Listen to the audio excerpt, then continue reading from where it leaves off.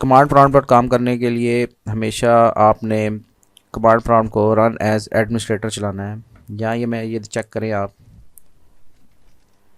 ये मैं command prompt open करता हूँ। ये बाय डिफ़ॉल्ट जो है रन एज एडमिनिस्ट्रेटर नहीं ओपन होता। लास्ट लेक्चर में मैंने आपको इसको बताया था कि इसका शॉर्टकट किस तरह क्रिएट करना है और इसको रन एज एडमिनिस्ट्रेटर किस तरह चलाना है।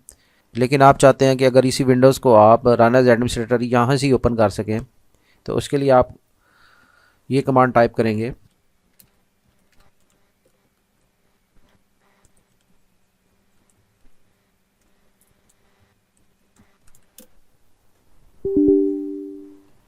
यस करूँगा। ये आप चेक कर रहे हैं कि अब ये एज ए एडमिनिस्ट्रेटर ओपन हो चुका है।